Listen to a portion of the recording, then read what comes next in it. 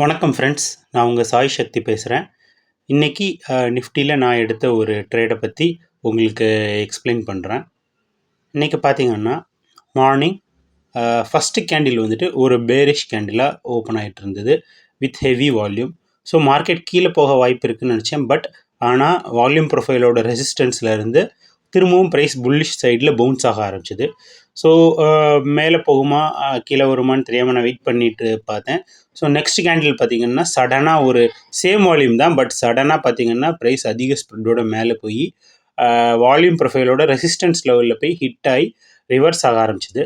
But இந்த இடத்துல நம்ம நோட் பண்ண வேண்டியது என்னென்னா, நான் காட்டியிருக்கிற இந்த இடத்துல ஒரு ஃபேர் வேல்யூ கேப் ஒன்று க்ரியேட் ஆகிருந்தது. ஸோ இந்த ஃபேர் வேல்யூ கேப்பில் ப்ரைஸ் வந்து திரும்ப ரிவர்ஸ் ஆகும்போது ட்ரேட் எடுத்தால் மேலே திரும்ப இந்த ரெசிஸ்டன்ஸ் லெவல் வரைக்கும் போகும்னு கெஸ் பண்ணி வெயிட் பண்ணிட்டு இருந்தேன்.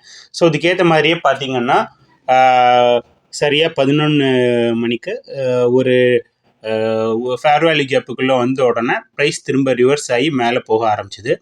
அந்த ஃபேர் வேல்யூ கேப்புக்குள்ளே வந்த ஃபஸ்ட்டு பேரிஷ் கேண்டிலோட வால்யூமும் அதோட செகண்ட் கேண்டிலோட வால்யூம் பார்த்திங்கன்னா ஆல்மோஸ்ட் ஈக்குவலாக இருந்தது. பட் இந்த இடத்துல நான் ட்ரேட் இனிஷியேட் பண்ணல. ஏன்னா அந்த பேரிஷ் கேண்டில் விட புல்லிஷ் கேண்டில் வந்துட்டு வெளியே வந்து க்ளோஸ் வைக்கல. ஸோ உள்ளே தான் க்ளோஸ் வச்சிருந்தது. ஸோ நெக்ஸ்ட் கேண்டிலுக்காக வெயிட் பண்ணேன்.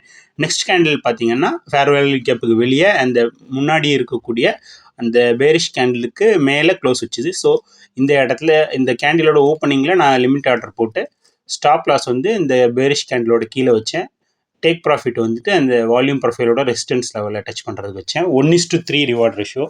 நீங்கள் பார்த்தீங்கன்னா ஒரு 20 மினிட்ஸ்லேயே ஈஸியாக ப்ராஃபிட் வந்துட்டு ஹிட் ஆகிடுச்சு. ஸோ இந்த ட்ரேட் நான் எடுக்கிறதுக்கான முக்கியமான 2 கான்செப்ட் பார்த்தீங்கன்னா, ஒன்று ஃபேர் வேல்யூ கேப், ரெண்டாவது வால்யூம்.